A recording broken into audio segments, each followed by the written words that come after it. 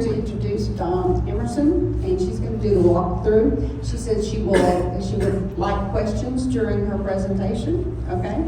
And she's got little green stickers on the ones that she's going to talk about, just in case at that particular moment you're not able to see the painting. You'll know what she's talking about later when you can see the painting. Okay, Dawn?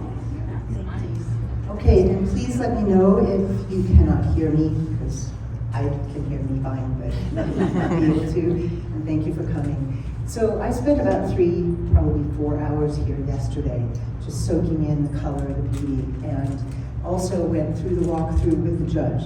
So occasionally I may talk about the pieces that won an award, but she was explaining her impression of that piece and why she chose it. And she had a theme about how she was choosing. And she, if you forgive me for reading this, it was written at 4 in the morning and I'm not sure I was dreaming it or actually wrote it. So Margaret said that the show is about who we are today. That's what art's goal and role in the world today is, to reflect back. And the prizes she awarded were for mastery of the pastel medium in all the many ways it can be used, but also how the silent visual storytelling of artists can reflect back to viewers where we are in time, history, and the evolution of humanity.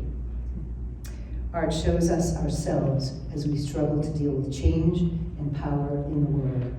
It also can make political statements, and you will see those represented here as well. After pondering this, I feel that this show also shows us what we need today in the world, which in my opinion, and it's only my opinion, is humility. The artist has been called on throughout history to show off both the patron and the saint, to show who has money and power, the plight of the poor, the gore of warfare, and the pride of victory. At the same time, we artists seek to honor these majestic things. We seek to capture the beauty in a single rock, a piece of sunlight or shadow on a wall, the spiritual elegance of a sunset or a sunrise. Right? Sometimes these are also things that are invisible. They're feelings.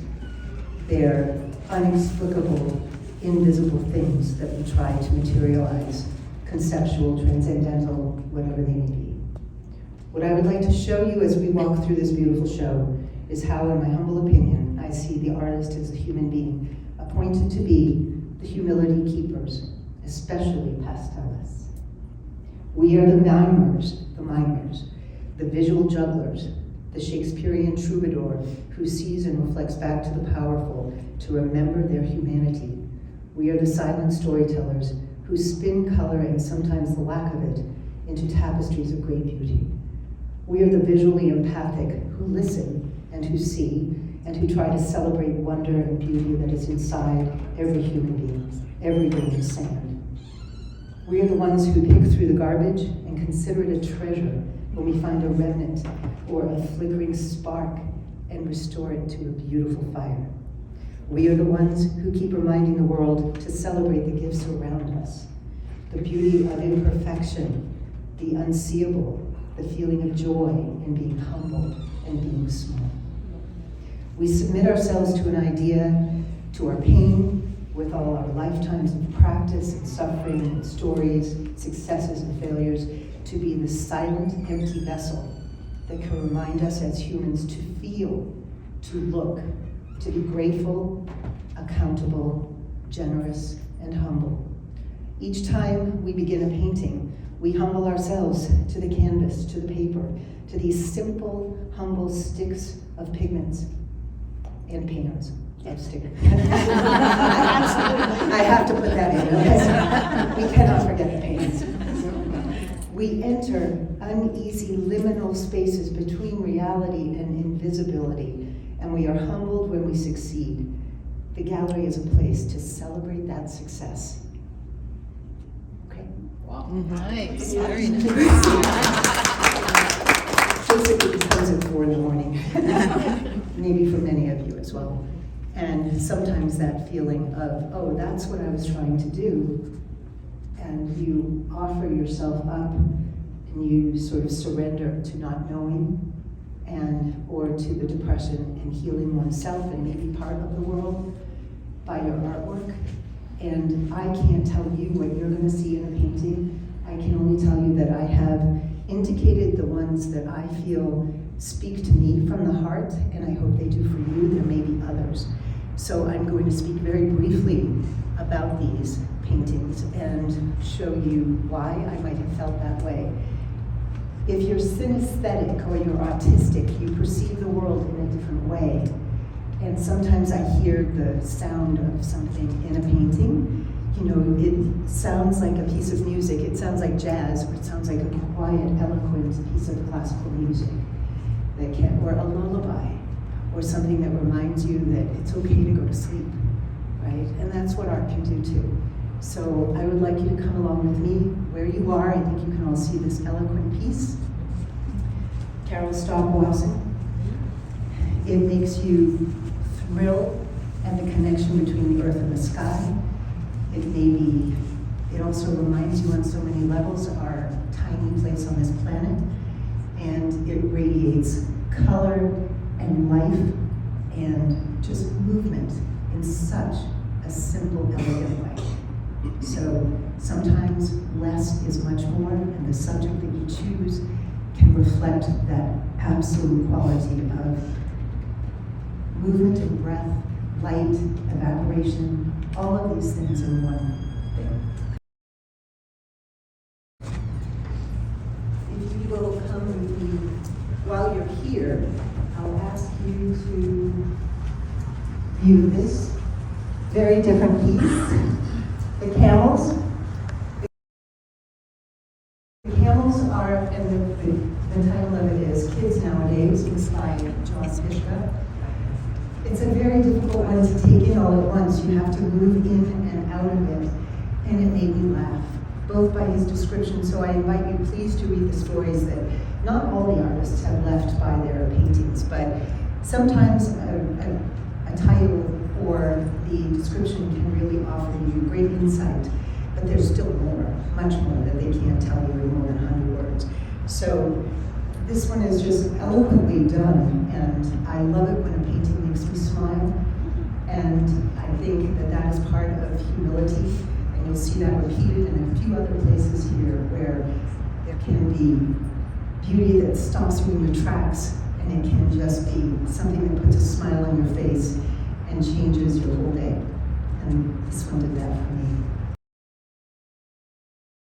Over here, just the simplicity of the space, the arrangement. They are radishes talking to each other, but it's the artist that takes a second and notices those things that nobody else will spend the time.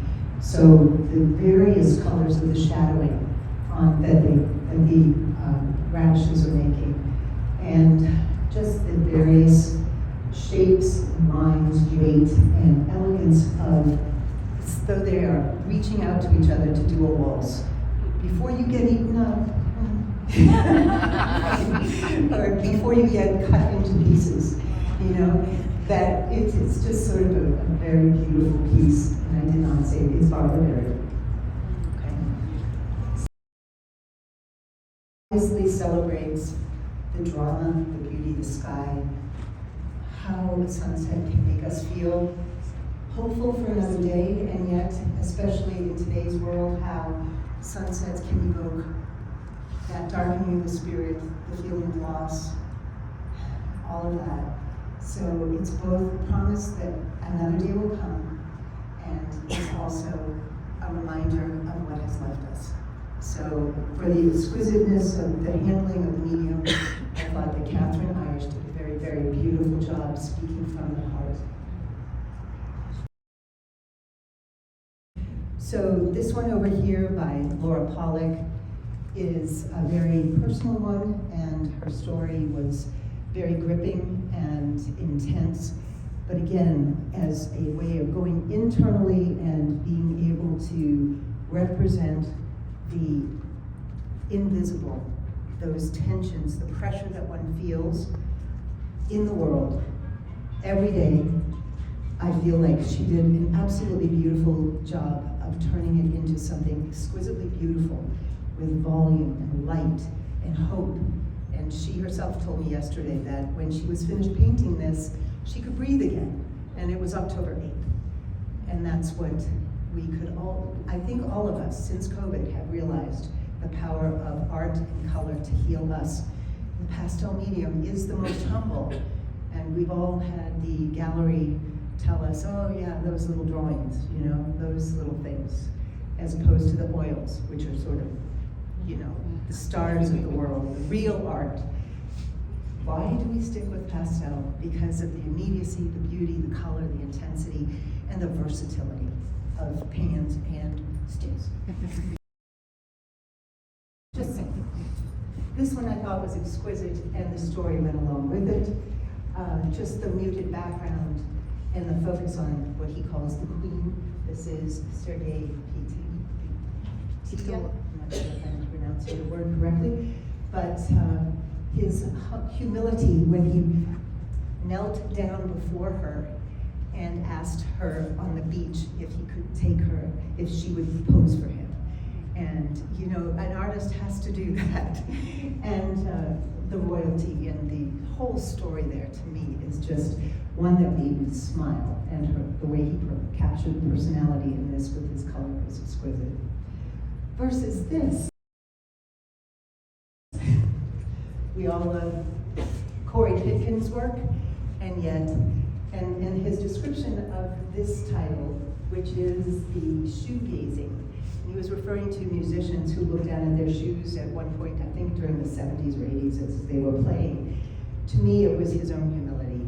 And the brevity with strokes and color, the limited palette to me, the tonalism of it, everything just spoke to that idea of let us be humble, let us be thankful every moment that we can. Judges are judging the pieces. Do they judge also looking at the title? And I'm thinking of the camel. The camels, the description and the title really drew me in at even just as much as the drawing. So do judges get to see that info or not? I believe they do. I wasn't a judge for this show, so I don't know. That is a question you can ask at the desk. Okay. Yes. The cards are not up when the judge goes. And the story is not available. No story, okay. So that in and of itself is a very important question that should be talked about a lot. What does a title do? Do you need the title? Should it be self-explanatory? You know, these are things that I'm not talking about right now. I love knowing the story behind something, and I feel it informs a story tremendously. Others adamantly oppose that idea, and it provides you with a great opportunity to have a glass of wine and sit down with somebody and hash that out.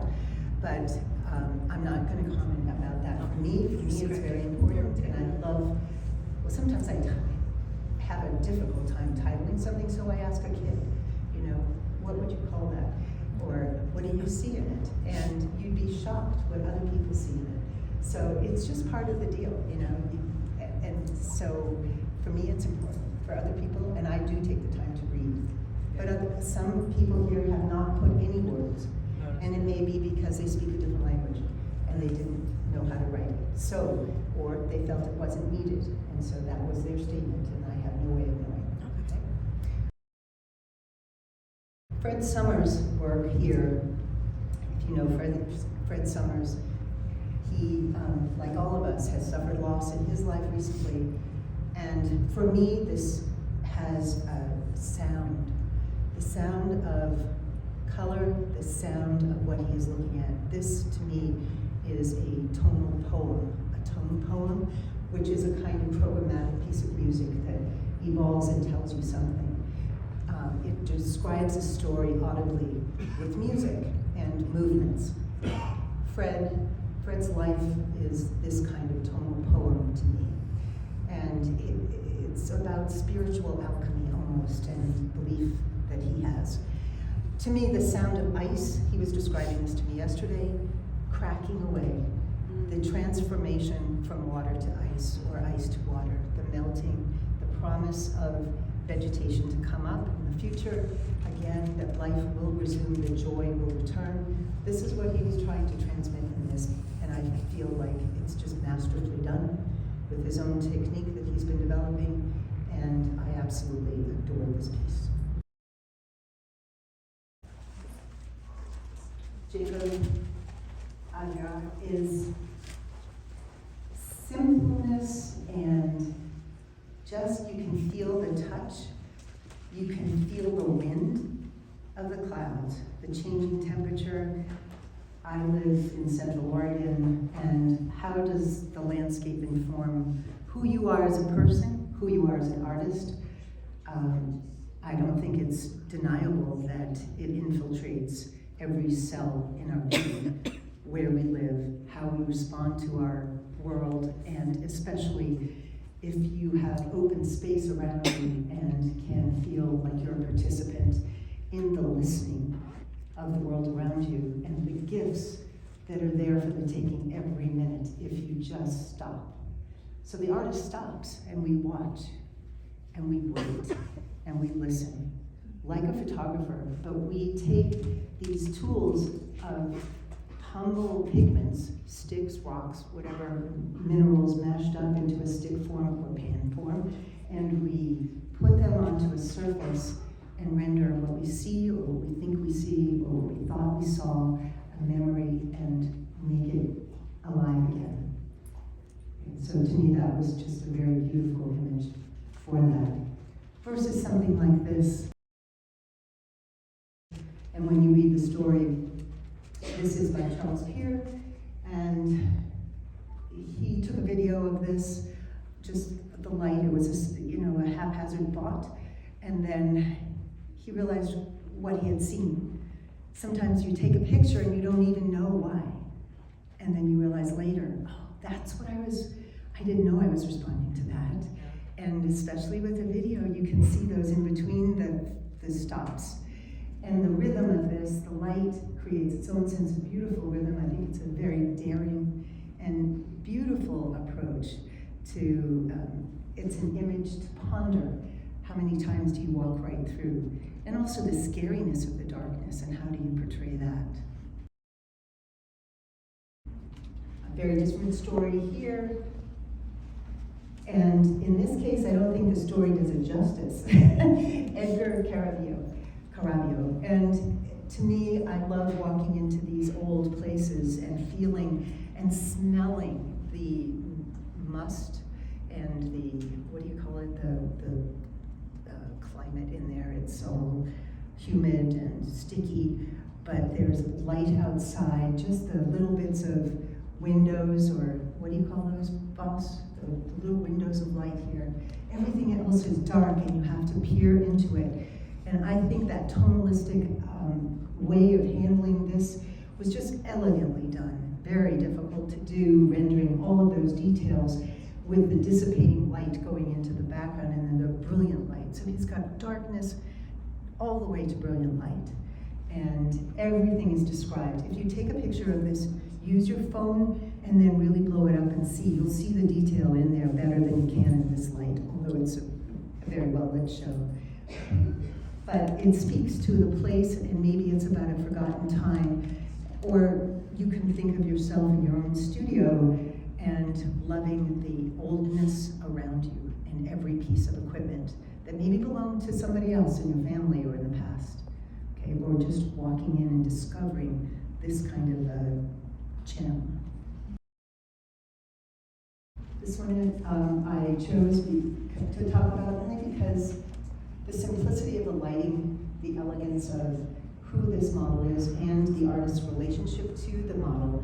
Brian Bailey in New York, apparently this is a very well-known model, and every time she begins to pose, she tells them some sort of story about her pose. And so it informs the artist as they're going, which I thought was a wonderful thing, rather than the artist having to pull and drag out the personality of this, or seek without knowing what is below the surface of the skin. You can feel the weight, maybe the life. It doesn't matter if she's nude or if she's closed, her face tells everything. Every single part of her body tells you her life experience, or you can imagine it. Willow Belfry's beautiful Camola's painting here. Just a foray into darkness, much like this one over here into the wood shop. And I thought it spoke from the heart about darkness and about losing the light. And yet there's an opening to the moonlight. So it's very, very subtly done. You have to get up really close to see all the tiny little marks, and you might miss what she's really saying.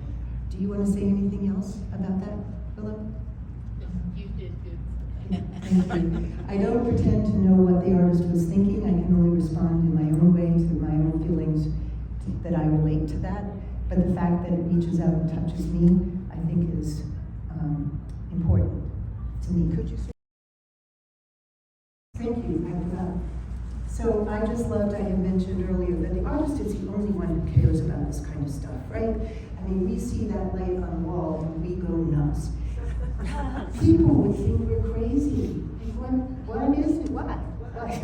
You're getting so excited about it. We know this is hugely important. We do not care, I mean, that anybody recognizes why. To us, it's life, it's light, it's, if you believe in faith, it's whatever, it's all of that coming down in shafts and catching and illuminating our world for us. And don't we know how important that is, right now especially, climate change and all of it. So when we go into the old people, it's simple, and yet that light is so real, and they have alchemically made it into pieces of substance that we can enjoy, and you can almost hear it singing. Oh. So that's what I love about it. Thank you for reminding me. I'm going to give you a minute to go and look at that, and then just turn your back on that wall, and we'll look at this one. Sense whatever it is that you want to sense from these. Betty Emerson,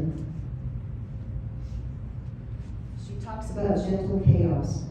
And sometimes this can be, you know how some days you just wake up and you feel all confused. Nothing seems to make sense. But you go into the studio and you sort of surrender that confusion and hope that something will evolve and it straightens you out. And to me,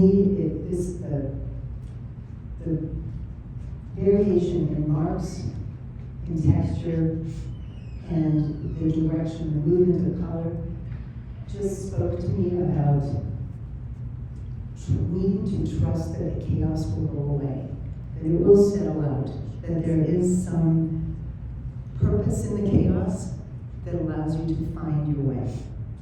And the discovery of color and how incredibly powerful color can be when it's placed next to another color or the relativity of color.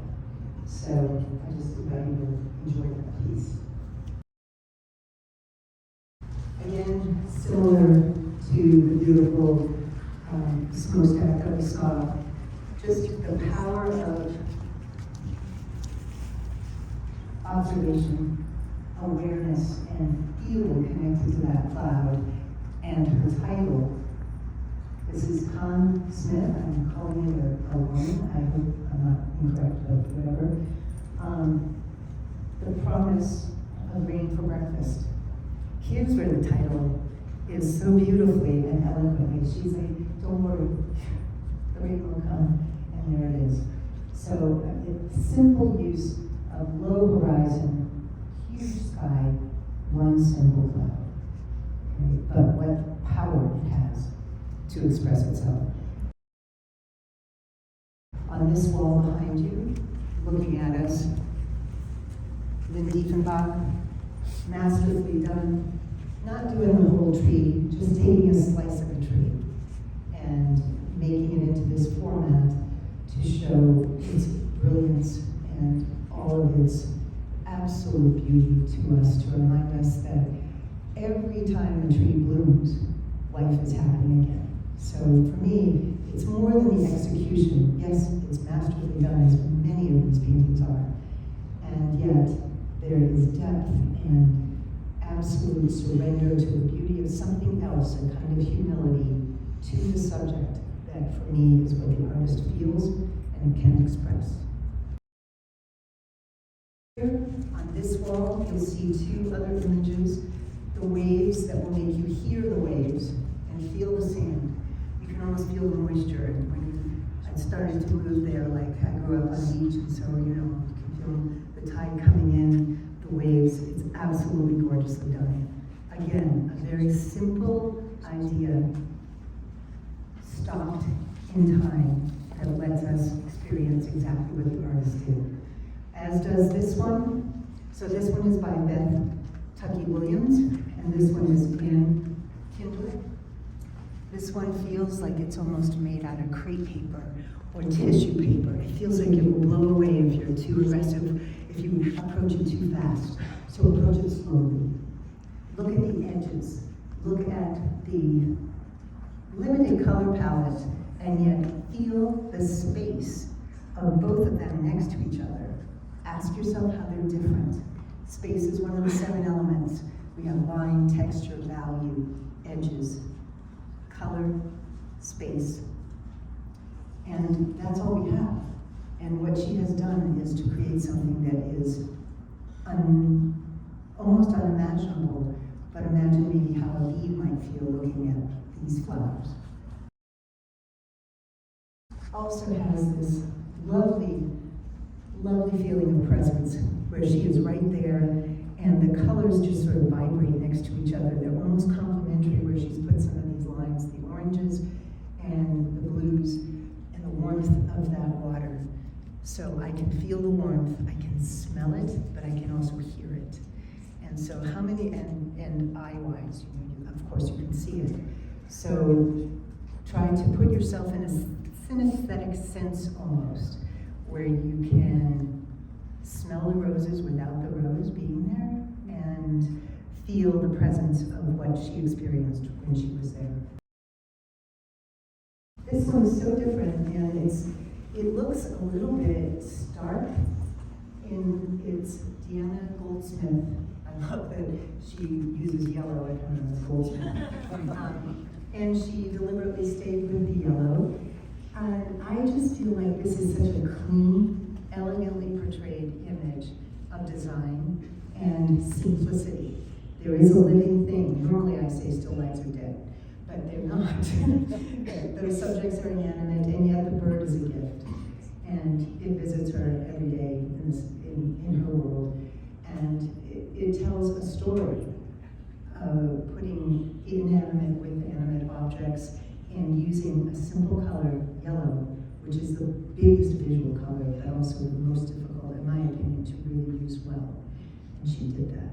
So, you know, this is a structured, deliberate setup, and yet the sensitivity to it is eloquent. Well, it's all pastel pencil, right? It's all pastel pencil, correct. At least that's what she says. Jeff Fioravanti, that wave, unlike those waves, just the contrast, the qualities of the light, and the awareness to see what is in the middle of something that maybe some of us never get to see. So he brought something that I may never experience right into my vision. And with all the power of a single wave, the scale is truly unknowable here. This could be a huge painting, and though it is extremely small. The one next to this, for me, it's almost like the yellow is tearing apart. You know, the shadows are just sort of going away, dissipating, and the yellow is pulling it away from each other. So there's tremendous tension in this, and I feel like the beauty of the simplicity, the beauty comes from the simplicity of the colors, just complementary colors, handled in a way that is really elegant.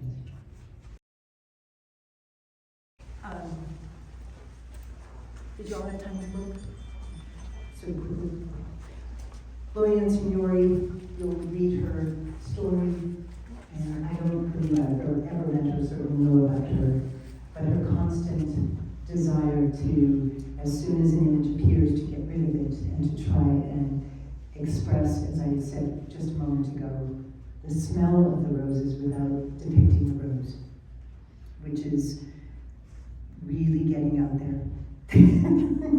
And of course, the further you stand back, you can see the vase, you can feel the flowers, but you can also smell them.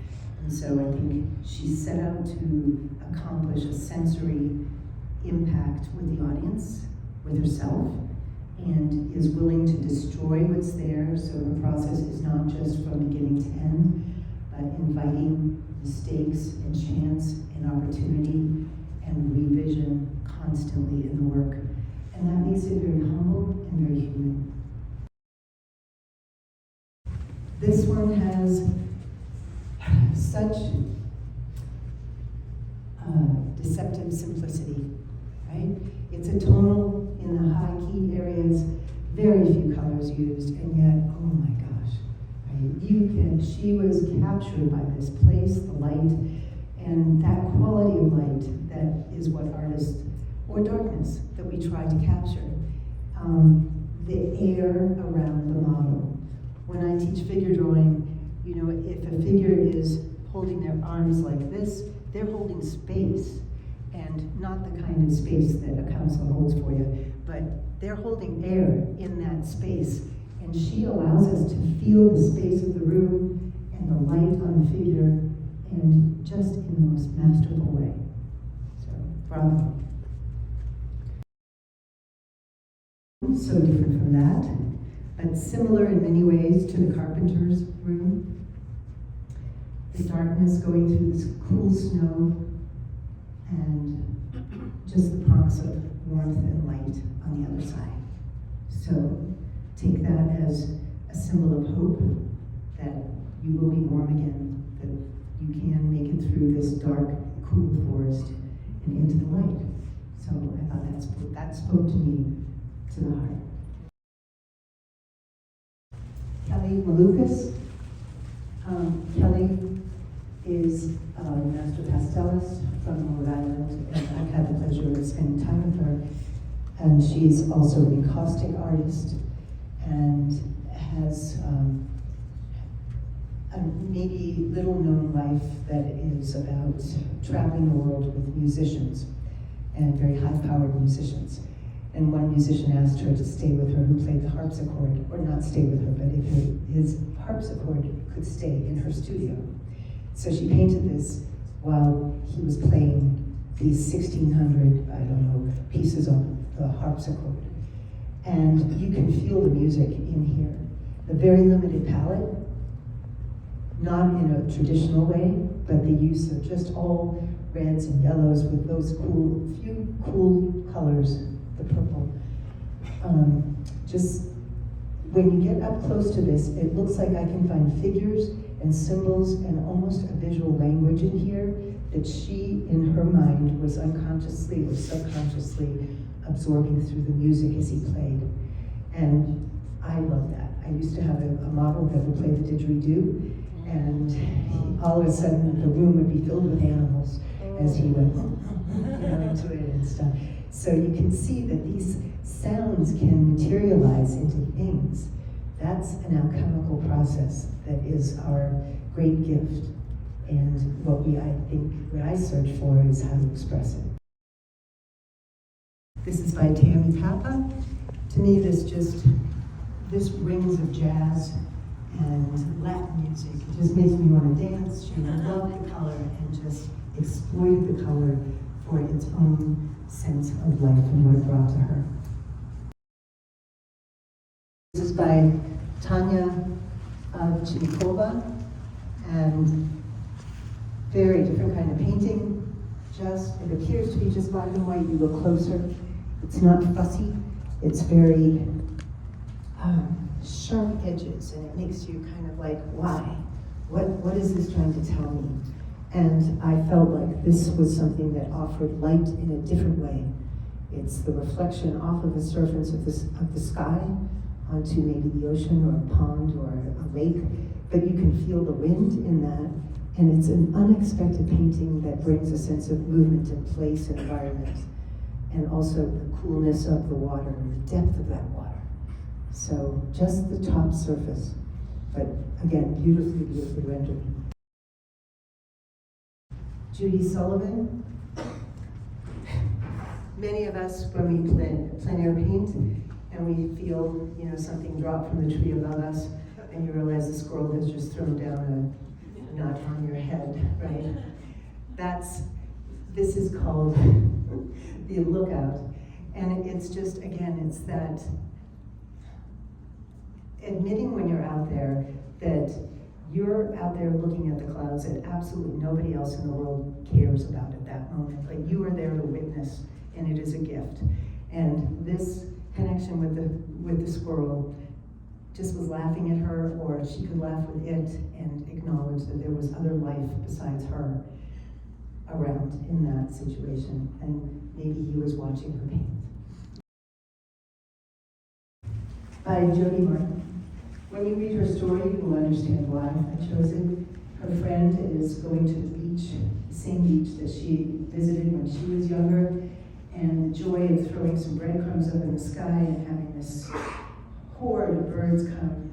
And I too experienced that as a kid. I think many of us have experienced that or seen other children doing this.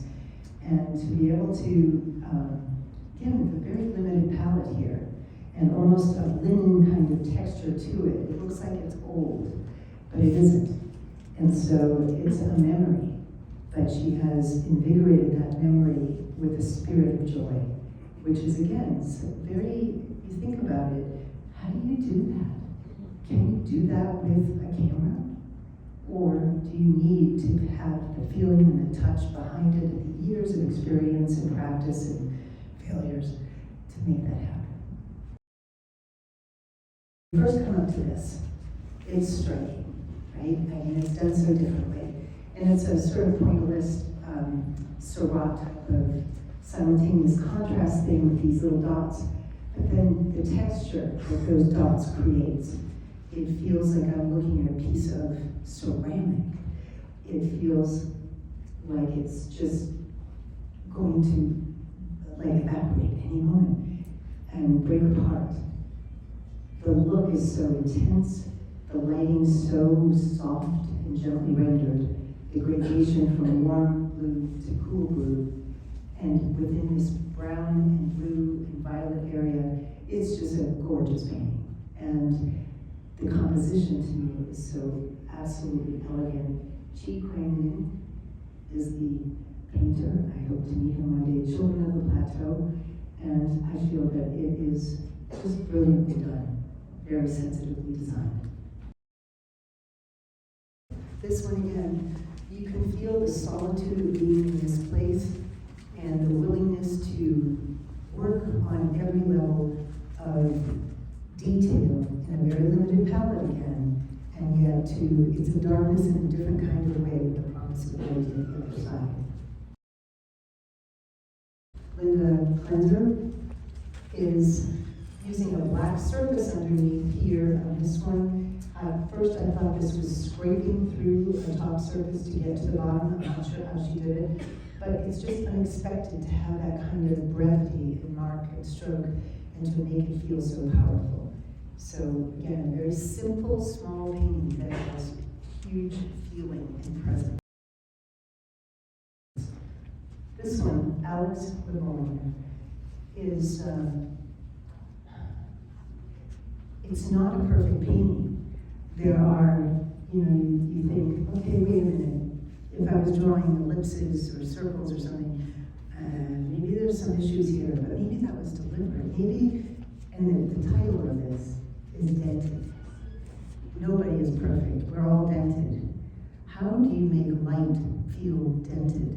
How do you make this setup feel full of light and dented? And the quality of light here is something that I've never seen. And it makes me want to know what and how it was accomplished. It has where is this? What does it mean to her? And I think it's just an elegant, again, not a lot of use of color, very, high tones mostly, but the shape of the dark and the technique of handling these edges, softening them, fracturing them a little bit, right? Just with different planes, not in an expected way to me was stunning. These two in this corner, very different. Every time I look at this one by Ellen Lands, I see something different. I see an ice pond, or I see fog on the ice, or I see a cloud coming in, and it's moving. And there's this quietness to it about winter that tells me, whoa, where is this and what is going to happen? So it has this sense of presence. This one by Glenn Escal Perez is from the Philippines, and he calls it a mystic mosaic. It's a symbolic painting, but when you put your nose right to it, you will feel the texture of that. And it's something ancient. You can feel the quality of ancientness without depicting petroglyphs. You are depicting something that is a reference symbologically to something else, and I'm not sure what, but it was very striking and unusual to me. I am humbled by all of this, and I appreciate you listening to whatever I had to say, and I would love to hear what you have to say. Thank you.